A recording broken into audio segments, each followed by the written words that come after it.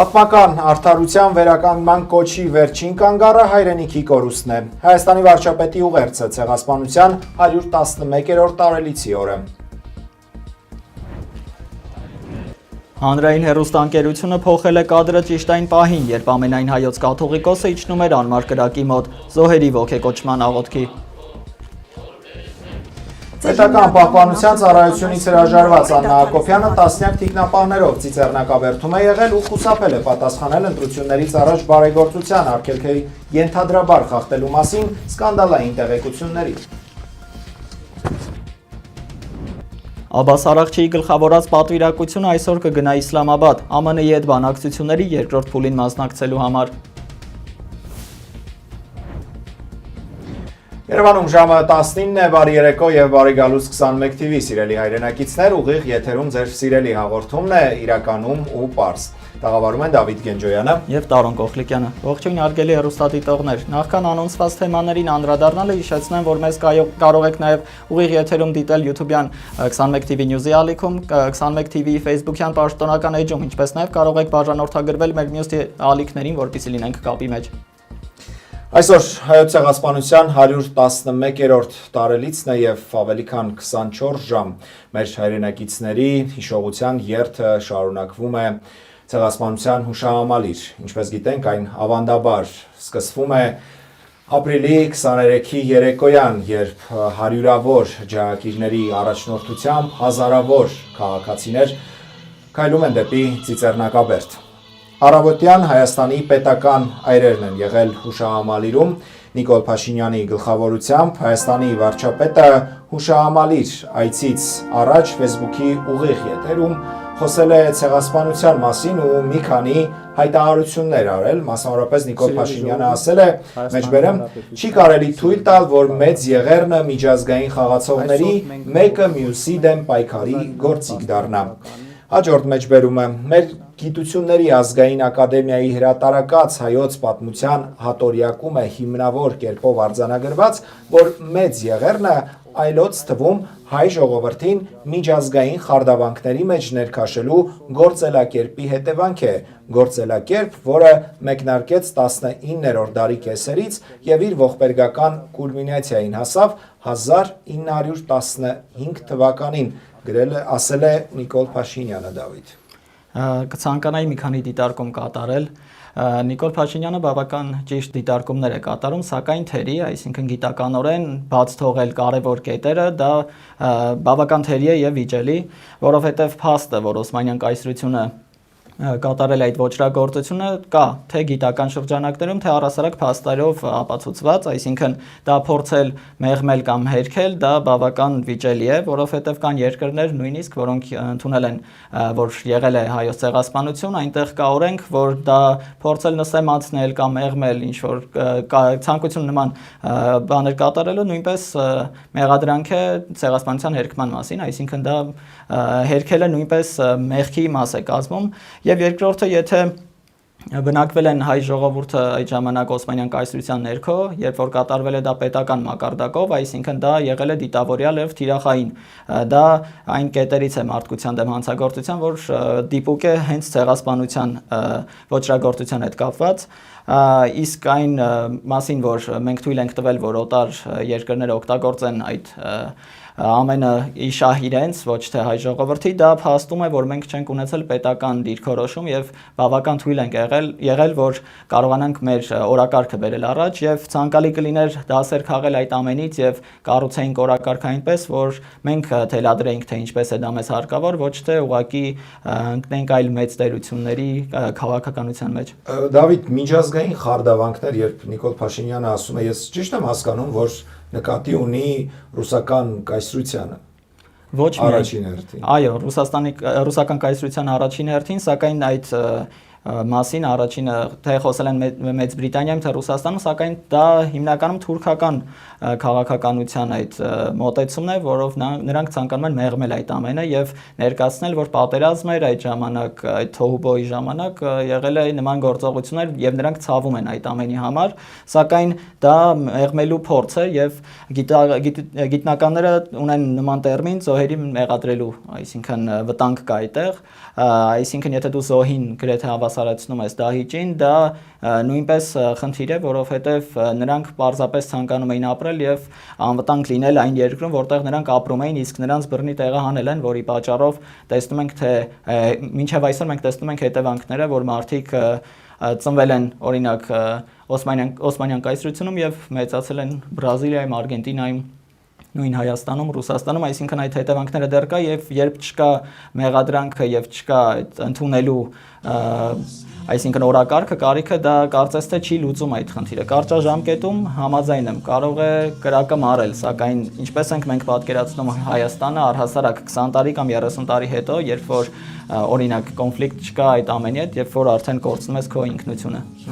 Դավիթ, 3 ապրիլի 23-ին, ինչպես որ ավանդաբար տեղի է ունենում ջայերով երթից առաջ, Հանրապետության հրապարակում այրվեց Թուրքիայի դրոշը եւ մենք տեսանք, որ թե Նիկոլ Փաշինյանը իր խոսնակի շուրթերով, թե Ալեն Սիմոնյանը անձամբ դատապարտեցին այդ գործողությունները, զարմանալի էր իհարկե, որ նրանք այդ նույն ջանասիրությամբ չդատապարտեցին հայկական երկրորդ ամենամեծ եկեղեցու Ստեփանակերտի մայր տաճարի ոչնչացման փաստը Ադրբեջանի կողմից։ Ընդհանրապես դրոշի այրումը բարոյական օգուտից բացի էլ ինչ է տալիս քաղաքացիներին, ժողովրդին։ Առողջ հասարակությունում, եթե լինենք մենք առողջ հասարակության մեջ թե ներքին թե արտաքին, դա բավական վիճելի արարք է, որովհետև զարմանալի կլինել դա տեսնել Եվրոպայում օրինակ, բայց սակայն երբ որ մենք տեսնում ենք չկա պատշաճ քաղաքականություն, որ մարդիկ զգան իրենց օրինակ լսելի կամ կարծիքը հաշվի առնված, նման գործողություն նոր կարելի է ենթադրել, որ կարելի է դատապարտել, սակայն դա դրսևորում է, բազմիցս տեսնում ենք թե Ադրբեջանի կողմից, թե Թուրքիայի կողմից նման գործողություններ տեսնում ենք Իսրայելում եւ տարբեր երկրներում, այսինքն նման ջանասիրաբար մեղադրելը կարելի էր նույնպես օրինակ 1 կամ 2 շաբաթ առաջ, երբ որ Ադրբեջանում հայտնվեց հոլովակ, երբ որ երեխաները պարում են Հայաստանի դրոշի վրա, դա նույնպես կարելի էր նման մակարդակով մեղադրել եւ վրդովել, սակայն երբ որ դու տեսնում ես միակողմանի այդ մեղադրանքները, բավական զայրացնող է, որովհետեւ այո, քայլը այդքան էլ ճիշտ չէ, բայց դա դրսևորում է, դա ինչ որ բողոքի նշան է, որ չի ընդունում այն կողմը, որ կատարել է դա եւ դա ուղղակի բողոքի ճիչ է։ Այսօր եւս մեկ միջադեպ է, այսպես կարելի ասել, տեղի ունեցել, նախ ասենք, որ արդեն վատ ավանդույթ է կարծես թե ձևավորվել, երբ ապրիլ 24-ին Հայաստանի հոգևոր եւ աշխարհիկ իշխանությունները առանձին են բարձրանում Ծիծեռնակաբերդ եւ այս տարի երբ Գարեգին երկրորդի հոգևոր թափորը մոտենում էր հուշահամալիրի անմար կրակի հուշակոթողին, այդ պահին հանրային հեռուստաընկերությունը, որը ուղիղ հեռարձակում էր, այդ պահին անմիջապես անջատեց այդ հատվածից ուղիղ հեռարձակումը եւ կադրը փոխվեց, կադրում հայտնվեց հաղորդավարը այլ տեքստով եւ այլ բովանդակության զրույց շարունակվեց։ Եվ Գարեգին երկրորդի շուրջ սա միակ այսօր տեղի ունեցած աղմկոտ իրադարձությունը չէ։ Այո, որովհետև տեսանք, թե ինչպես ջնջվեց այդ հայտարարությունը հենց ցեղասպանության համալիրի Facebook-յան էջում, եւ դա բավական տհաճ է, որովհետև Հայաստանը առհասարակ համարում ենք մեզ առաքելական եկեղեցու հետևորդներ, կապ չունի ինչ հարաբերություններ ունեն իշխանություն եւ հոգեվոր դասը, դա չպետք է անդրադառնա հասարակության վրա եւ մենք ինչպես տեսնում ենք, թե ամանորյա ուղերձներում, թե նման կերպ բավականին նսեմացում եւ հարված է դա հոգեվորական, այսինքն հոգեվոր մարդկանց եւ հավատացյալների նկատմամբ։ Ես դու շատ կարճ անդրադարձար, ես ուղղակի կուզեմ ասել, ովքեր որ տեղյակ չեն, Ցեղասպանության ինստիտուտ թանգարանը իր Facebook-յան էջում հրապարակել էր կաթողիկոսի այցը հուշահամալիր տեքստով եւ լուսանկարներով, ժամեր հետո այդ հրապարակումը պարզապես հեռացվել է հուշահամալիր թանգարանի Facebook-յան էջից։ Եվ հանրային հեռուստաընկերության այս գործողությունը եւս կարծես թե որևէ տրամաբանության մեջ չի մտնում, որովհետեւ մենք ընդունված է ասել, որ հանրային հեռուստաընկերությունը պետք է սպասարկի հանրության շահը, իսկ մենք գիտենք, որ Նիկոլ Փաշինյանի սկսած հակաեկեղեցական արշավը հանրային լայն աջակցություն այդպես էլ չունեցավ, այդ իսկ պատճառով արդեն կարծես թե կարող ենք ասել, որ հանրային հեռուստաընկերությունը փաստացի սպասարկում է Նիկոլ Փաշինյանի ցանկությունները ակնհայտ արդեն, այլ ոչ թե հանրային շահը ինչպես որ նա կոչված է եւ իր անվանման մեջ էլ հանրային բառն է օգտագործված։ Այո, ցավալի է դա տեսնելը, որովհետև հենց այդ ամենի համար էր պայքարում ժողովուրդը, որպեսզի չլինի նման մոտեցում, որը պետական է եւ կամ հանրային օգտագործվի իշխանության համար, այլ օգտագործվի հենց հանրության համար եւ մենք տեսնում ենք այդ կրկնվող պատկերները, բավական ցավալի է եւ դա մասն է հենց այդ ցեղասպանության մասին հարցական մոտեցմամբ նոտայով արտահայտվելուն։ Բայց մենք չենք լինի հանրային հեռուստաընկերության գործընկերների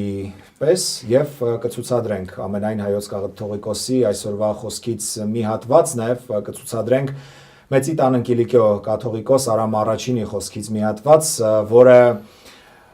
ուղերձ է եղել Հայաստանի կառավարությանը չմոռանալ եւ չուրանալ հայոց ցեղասպանությունը։ Լսենք։ Սրբոց նահատակած նվիրական այսօրը մենք մեր եկեղեցականից հետ աղոթք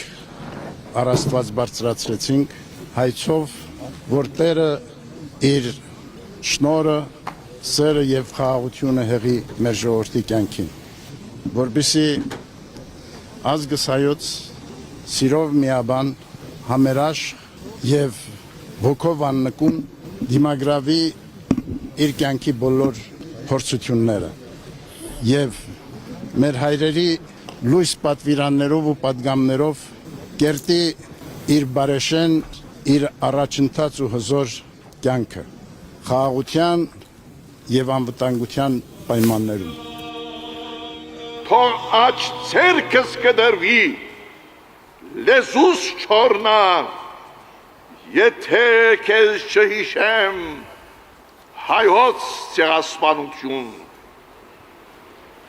Այս պետք է թարնա ուխտը յուրաքանչյուր հայուն, Հայաստանի իշխանությունը պետք է հավատարիմ մնա հայոց ցեղասպանության 100-ամյակին համահայկական հռչակագրին, ուր ըսված է թե հայ ժողովուրդը կվերահաստատե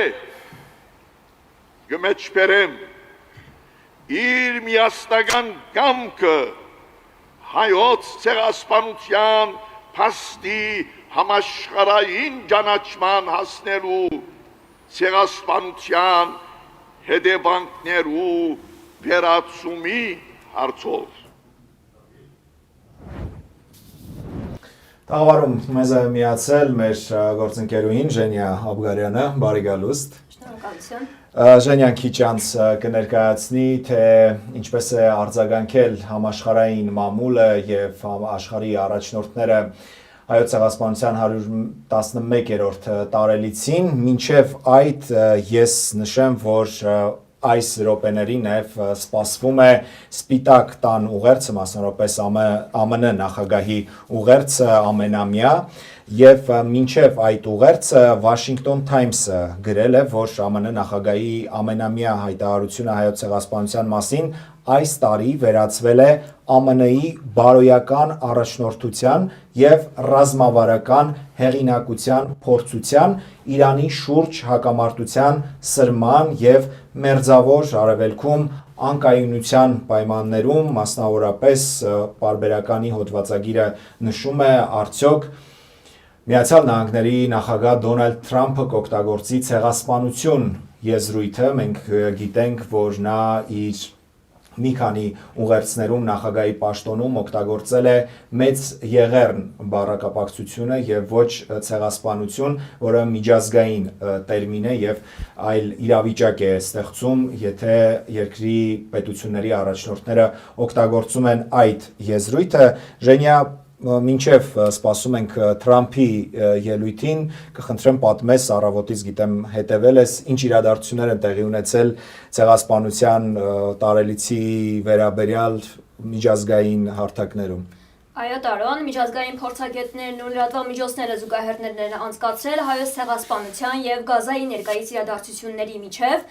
մատնանշելով հայրենազրկման ու անապատային բնաջնջման նույնական տրամաբանությունը։ Ըստ վերլուծությունների, երկու դեպքում էլ գործում է զանգվածային ոչնչացման նույն մեխանիզմը, որտեղ պատմական ոճիրները ծառայել են որպես նախադեպ, առանց պատժի ենթարկվելու էթնիկ զտումներ իրականացնելու համար։ Հայաստանի ազգային հավաքականի նախկին ավագ եւ Միլանի Ինտերի կիսապաշտպան Հենրիխ Մխիթարյանը Instagram-ում լուսանկար է հրապարակել, որտեղ պատկերված է Ծիծեռնակաբերդի հուշահամալիրի անմար կրակը եւ խորհրդանշական անմոռուկը։ 1915 մենք հիշում ենք, գրել է նա։ Երեք տեղի ունեցած ջահերով երթին է անդրադարձել հեղինակավոր Евronewс Նիր էջում։ Սոցիալական ցանցերում բազմահազարանոց լսարան ունեցող բլոգերները նույնպես անդրադարձել են, նրանք տեսանյութերին կից հրապարակել են իրազեկող գրառումներ ցեղասպանության վերաբերյալ։ Հիշեցնեմ նաև, որ հայոց ցեղասպանությունը պաշտոնապես ճանաչել է աշխարհի 35 պետություն։ Դրանց թվում են Ուրուգվայը, Ռուսաստանը, Ֆրանսիան, Գերմանիան, Միացյալ Թագավորությունը, Կանադան, Իտալիան եւ Լիբանանը։ Պատմական փաստ է, որ Եվրախորհրդի համապատասխան որոշմամբ ապրիլի 24-ը պաշտոնապես հռչակված է հայոց ցեղասպանության զոհերի հիշատակի օր։ Եվրոպական առաջնորդներից Էմանուել Մակրոնը շեշտել է, որ սա առիթ է հիշելու, սերունդներին փոխանցելու եւ ընդգծելու այն անխախտելի կապը, որը միավորում է Ֆրանսիան Հայաստանին, իսկ ֆրանսիացիներին հայերին։ Ռուսաստանի նախագահ Վլադիմիր Պուտինը նշել է, որ անպաշտպան մարդկանց կոտորածը կրոնական ատելության եւ ազգայնականության հետևանք է։ Նա իր ուղերձն ավարտել է բարեկամ հայ ժողովրդին բարօրություն եւ բարգավաճում մաղթելով։ Ռուսաստանի արգոսնախարարության ներկայացուցիչ Մարիա Զախարովան էլ շեշտել է, որ ի տարբերություն արևմտյան որոշ գործընկերների, ռուսական կողմը երբեք չի խուսափում ցեղասպանություն բառն օգտագործելուց եւ սոցիալական հարթակներից չի հեռացնում հրապարակումները։ Ենթադրաբար նա նկատի է ունեցել ԱՄՆ փոխնախագահ Ջեյ Դի Վենսին, ով փետրվարին Հայաստան կատարած այցի ընթացքում Ծիծեռնակաբերդի հուշահամալիրից լուսանկար էր հրապարակել, օգտագործելով հայոց ցեղասպանություն ձևակերպումը, սակայն Վենսը հետագայում միքսի իր էջից ջնջել էր այն, փոխարինելով ավելի չեզոք խոսքերով, որտեղ ցեղասպանություն բառն արդեն բացակայում էր։ Պատերազմող Լիբանանը չի մոռացել ցեղասպանության մասին։ Նախագահ Ժոզեֆ Աունին բարձր է գնահատել հայերի ավանդը Լիբանանի կայացման գործում, նշելով, որ հայերը երբեք հյուր չեն եղել, այլ երկրի լիիրավ տերերն են։ Թուրքիայի նախագահ Ռեջեփ Թայիփ Էրդողանը կրկին խուսափել է ցեղասպանություն եզրույթից։ Նա զոհերի մահը որակել է որպես առաջին համաշխարհային պատերազմի ծանր պայմանների եւ համաճարակների հետևանք։ Եվ իհարկե աշխարհի տարբեր անկյուններում մի շարք միջոցառումներ են տեղի ունեցել, մասնավորապես Նիդերլանդների Հաագա քաղաքում տեղի է ունեցել ոգեկոչման համերգ, քաղաքապետի եւ ազգությամբ հայ падգամավոր Անի Զալինյանի մասնակցությամբ։ ԱՄՆ-ի Ֆրեսնո քաղաքում ցեղասպանության հուշարձանի մոտ անցկացվել է հուշ միջոցառում։ Միչիգանի նահանգապետը ապրիլի 24-ը նահանգում պաշտոնապես հռչակել է որպես հիշատակի օր։ Ֆրանսիայի վարչապետ Սեբաստիան Լկորնյուի մասնակցությամբ Ֆրանսիայում միջոցառում է տեղի ունեցել։ Եվ իհարկե Մոսկվայի հայկական եկեղեցում Եզրասրբազանի գլխավորությամբ մատուցվել է հիշատակի արարողակարգ։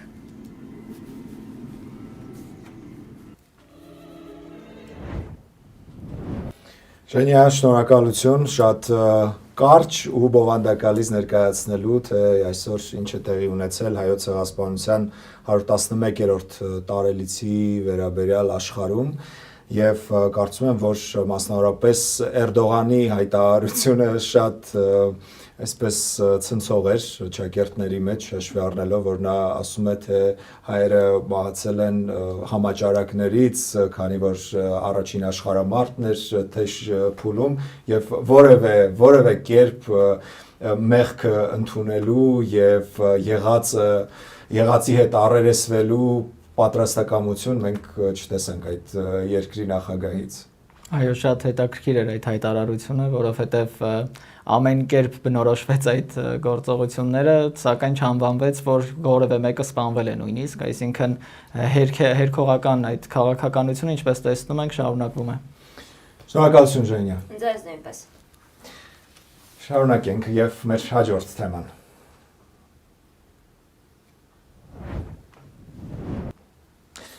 Հայաստանի վարչապետի նախկին կինը Աննա Հակոբյանը այսօր տասնյակ թիկնապահներով գնացել է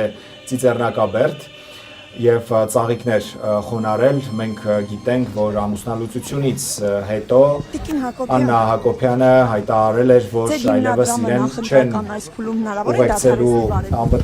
պետական անվտանգության ծառայողները եւ ինքը ամբողջությամբ հրաժարվում է դրանից, բայց բացի բայց մենք տեսնում ենք իրականությունն այն է, որ նա ոչ միայն չի հրաժարվել թիկնապահներից, նրան ուղեկցում են տասնյակ թիկնապահներ, մեկ տասնյակից ավելի, բայց Աննա Հակոբյանը հրաժարվել է հանրային խոսքից, մասնավորապես նա չի ցանկացել պատասխանել լրագրողների հարցերին, որոնք վերաբերում են իր ղեկավարած «Իմ քայլը» հիմնադրամին եւ նոր ձևավորված կրթությունը նորաձև է հասարակական կազմակերպությանը, մասնավորապես ինչ վերաբերում է «Իմ քայլը» հիմնադրամին, անկախ դիտորդ դաշինքը ենթադրյալ խախտումներ էր հայտնաբերել հիմնադրամի վերջին ամիսների գործունեության մեջ եւ դիմել էր վարչական դատարան պահանջելով 15 դրվագով վարչական պատասխանատվության ենթարկել հիմնադրամի գործադիր տնօրեն Աննա Հակոբյանին եւ անկախ դիտորդի այս կարկառուն ներկայացուցիչը Դանիել Իոնիսյանն է հայտնի Իմ քայլը հիմնադրամի եւ կրթվել է նորաձևը նորաբաց հասարակական կազմակերպության մասին է գրել հրապարակ օրաթերթը պարզել որ Աննա Հակոբյանը Փաշինյանի հետ ամուսնալուծությունից հետո անմիջապես ստեղծել է կրթվել է նորաձև է շարժումը եւ այդ շարժումը Հայաստանի մարզերում ու Երևանում ըստ էության բարեգործական ծրագրեր է անում սկսած կանանց ակումբներ ստեղծելուց որտեղ կանայք յոգայով կարող են զբաղվել փոքր ու միջին բիզնեսին դրամական օգնություններ տալուց եւ վերջացրած լրագրողների մի խմբի նրանք ապրիլին ուղարկել են Փարիզ երրորդյա դասընթացների եւ հանուն արդարության պետք է ասենք որ Իմ քայլը հիմնադրամը անդրադարձել է այս հրապարակմանը հրապարակ օրաթերթի հոդվածին հերքելով բնականաբար բոլոր այդ տեղեկությունները, բայց խախտումների վերաբերյալ անկախ դիտորդի հրապարակմանը որևէ կերպ հիմնադրամը չի անդրադարձել, այսօր նաև լրագրողները հակակոռուպցիոն կոմիտեի նախագահին են հանդիպել Ծիծեռնակաբերդում եւ հարցրել արդյոք որևէ վարույթ կա հարուցված Աննա Հակոբյանի վերաբերյալ, նա բացասական պատասխան է տվել եւ հետաքրքիր է որ հրապարակ օրաթերթը նկատում է մասնավորապես ամենամեծ ընդդիմադիր ուժեղ Հայաստան կուսակցության անդամի հետ տեղի ունեցածը երբ նա հեռախոսազրույց էր ունեցել 104-ամյա պատերազմի 104-ամյա վետերանի հետ, որին ցանկանում էին հեռուստացույց նվիրել, բայց ընդհանրապես ցանկանում էին այդ նվերը այդպես էլ չի եղել, բայց այդ հեռախոսազրույցը գաղտնալսվել էր, հրապարակվել էր, անդամի դեմ ուրեմն քրեական գործ էր բացվել եւ կարծես թե այսպես շատ արդարադատության երկակի ստանդարտների ենք մենք հանդիպում նախընտրական այս քարոզարշավից օրեր շաբաթներ առաջ։ Այո, շատ հետաքրքիր էր նաև հիշում եմ գրված էր ինչ որտեղ էլի լրատվականներից որ այսպիսով երբ որ բաժանվել են վարչապետ Նիկոլ Փաշինյանը Աննա Հակոբյանի հետ չեն ներկայացնելու Աննա Հակոբյանը չի ներկայացնելու հայտարարագիր որը պարտավոր էր պաշտոնյայի կին որպես եւ այդտեղ կարելի է նկատել խնդիրներ, որովհետև ընտրություններից առաջ նման գործողությունները հնարավոր են ինչ որ մութ պատմություններ ունենան, որը չի արտացոլվելու պարտադիր հայտարարագրման մեջ։ Գիտես Դավիթ, ես հիմա կխնդրեմ մեր գործընկերներին ցույց տալ Աննա Հակոբյանի եւ լրագրողների հնարավոր ճեպազրույցը, որը այդպես էլ տեղի ունեցավ, որովհետև նրա թիկնապահները շատ ամուր էին փակել Աննա Հակոբյանին։ Հետաքրքիր է, որ Աննա Հակոբյանը ինքն էլ լրագրող է, երկար ժամանակ աշխատել է եւ եթե չեմ սխալվում, մինչեւ հիմա հանդիսանում է Հայկական ժամանակի գլխավոր խմբագիրը, եթե հիշողությունս ինձ չի դավաճանում, այնուամենայնիվ նման կերպ թեկուզ իր նախկին արդեն գործընկերների հետ վարվելը կարծում եմ որևէ լավ մեսիջ լրագրողների համայնքին չի ուղղում եւ որևէ բառ չասել ներողություն խնդրել ասել որ այսօր պատրաստ չի մեկնաբանություններ տալ ասել որ այսօր այդ տեղը չի խոսելու ինչ որ մի բան ասել որ լրագրողները չշարունակեն հետապնդել նրան եւ կամ ուղղակի թիկնապահներին նախապես ասել որ այդպես կոշտ եւ կոպիտ չվարվեն լրագրողների հետ որովհետեւ մենք տեսնում ենք կադրերում, եթե հիմա մեզ նորից ցույց տան, այնտեղ թիկնապահները ուղակի այսպես կրծքով պաշտպանում են, եթե բառացի ասենք Աննա Հակոբյանին, պարզապես կանգնում են լրագրողների դիմաց եւ թույլ չեն տալիս, որպեսզի նրանք առաջ գնան։ Հատկանշական է, որ ավելի վաղ դեռ 6 տարի առաջ հայտարարել էր Աննա Հակոբյանը, որ նա չի լինի այսպես, այսինքն կլինի ավելի բաց եւ կլշփվի մարդկանց եւ լրագրողների, սակայն տեսնում ենք լրիվ հակառակ պատկերը արդեն կարծես թե 8 տարի հետո։ Այո, եւ իդեպ Նիկոլ Փաշինյանի հետ նրանց հնարավոր վերամիավորման մասին մինչեւ այս բանը Աննա Հակոբյանը ոչինչ չի ասել, երեք ընդհանրապես Նիկոլ Փաշինյանը կարճ կառավարության նիստից հետո ճեպազրույցի ժամանակ ասաց, որ ըստ էության Աննա Հակոբյանը իրեն երկրորդ շանս է տվել, հնարավորություն է տվել հարաբերությունները վերականգնելու եւ հիմա ինքը Հայաստանի վարչապետը փորձում է կնոջ հետ վերականգնել հարաբերությունները, այսպես ասած փրկել ընտանիքը։ Այս թեմայի շուրջ ավելացնելու կարծես թե այլևս բան չկա, ամեն ինչ ասված է եւ անցնենք մեր այսօրվա վերջին թեմային։ Իրանի արտգործնախարար Աբբաս Արաղչին այսօր երեկոյան կայցելի Իսլամաբադ, հավանաբար Միացյալ Նահանգների հետ հարաբերությունների երկրորդ փուլին, որովհետև նշվում էր, որ նա այցելելու է ոչ միայն Պակիստան, այլ նաև Օման եւ Ռուսաստան։ Իրանը այսպես հիմնավորում է իր տարածաշրջանային առասարակ ակտիվությունը, նշելով, որ ավելի վաղ շփվել էին Պակիստանի փոխվարչապետի, ռազմական ղեկավարության հետ եւ քննարկել են հնարավոր բանակցությունների թեմաները եւ առանցքային հարցերը։ Դավիթ, եթե թույլ կտաս, այստեղ մի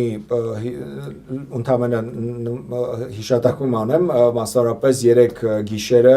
իսրայելական լրատվամիջոցները լուր տարածեցին, որ Իրանի խորհրդարանի ղեկավար Ղարիբաֆը հրաժարական է տվել պաշտոնից եւ լքել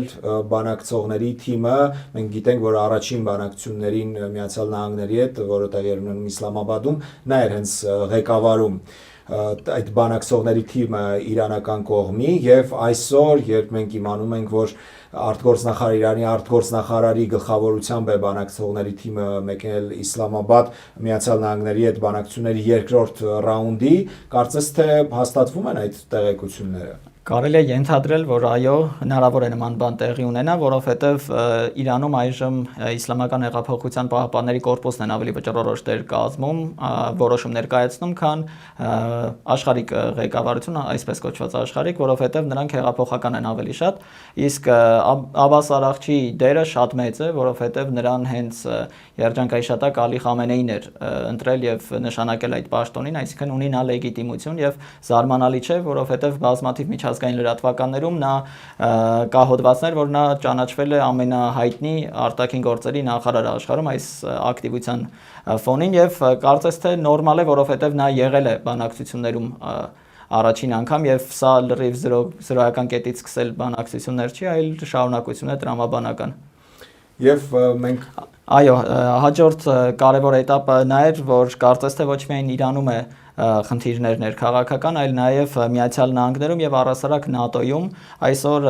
Պենտագոնի ղեկավարը, նույն ինքը պատերազմի նախարար Փիթ Հեքսեթը ամեն օր փոխվում է նրանց պաշտոնները, հայտարարել է, որ նրանք որոշում են կայացնելու եւ կցանկանան Իսպանիային դուրս հանել ՆԱՏՕ-ից եւ նույնիսկ Մեծ Բրիտանիային է բաժին հասել եւ որոշ կղզիների հարցում ոչ թե օգուտ Բրիտանիայի կլինի, այլ հակառակը։ Հետաքրքիր է այս հայտարարությունները, որովհետև Իսպանիան եւ Մեծ Բրիտանիան եւ մի շարք այլ երկրներ չէին աջակցել Միացյալ Նահանգների միակողմանի այս որոշումը հարձակվել Իրանի վրա եւ չէին տրամադրել թե ռազմական տեխնիկա, թե զորք, իսկ Իսպանիան առհասարակ հրաժարվել էր տրամադրել թե օդանավակայանը, թե ռազմաբազաները, որից հետո սրվել են Մադրիդի եւ Վաշինգտոնի հարաբերությունները, ինչպես տեսնում ենք այդ ռետորաբանությունը շարունակվում է, սակայն շատ հետաքրքիր մի կետ կա, որ ՆԱՏՕ-ում չկա նման կանոնադրություն, թե ինչպես պետք է վարվեն, երբ որ անդամի ցանկանում են հեռացնել, որովհետև նման կետ դեռ գոյություն չունի այնտեղ եւ դժվար է պատկերացնել հնարավոր է դա լինի, թե ոչ։ Շատ նաև դժվար է պատկերացնել, որ ԱՄՆ-ն կլքի Հյուսիսատլանտյան դաշինքը, մենք հիշում ենք, որ շաբաթներ առաջ Վաշինգտոնում հանդիպեցին Թրամփը եւ դաշինքի գլխավոր քարտուղարը եւ սպասվում էր, որ հնարավոր է քննարկվի այդ հարցը եւ գուցե եւ քննարկվել այդ հարցը, բայց հանդիպումից հետո ոչ Սպիտակ տունը, ոչ ինքը գլխավոր քարտուղարը որևէ կերպ ուղիղ չպատասխանեցին հարցին, արդյոք քննարկվել է Միացյալ Նահանգների լքելու ՆԱՏՕ-ն լքելու հարցը եւ ինչ որոշում է կայացվել։ Կարծում ես, որ կայացվել է որոշում Ամերիկային ոչ հաճելի անդամների հեռացում ՆԱՏՕ-ից, որպեսզի ՆԱՏՕ-ի գլխավոր պետությունը Միացյալ Նահանգները չհեռանա այդ դաշինքից։ Կարծում եմ սա դիվանագիտական քայլ է եւ փորձում է Միացյալ Նահանգները ճնշում գործադրել, այսինքն ավելացնել այդ ճնշումը իր դաշնակիցների վրա, որովհետեւ նա ունի աջակցության կարիք, ինչպես այսօր տարածվեց տեղեկություն,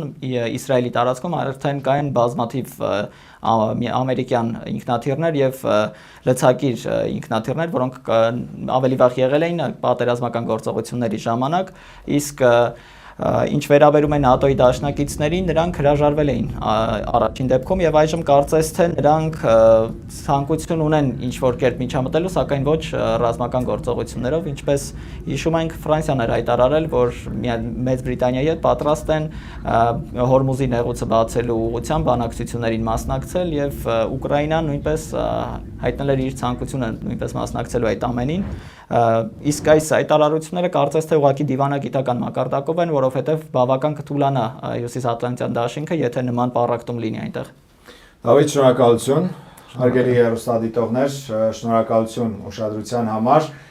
Դուք դիտում եք ձեր սիրելի հաղորդումը իրականում ու պարզ 21 TV ուղիղ եթերում, առաջարկում եմ ամեն օր առավոտյան ժամը 8-ից մինչև գիշերը ժամը 1-ը հետևել մեր լուրերի ամենժամյա թողարկումներին 21 TV News-ի աշխատանքին։ Այսօր այսքանը, շնորհակալություն եւս մեկ անգամ ուշադրության համար։ Ցտեսություն։ Ինչ նոր հանդիպում։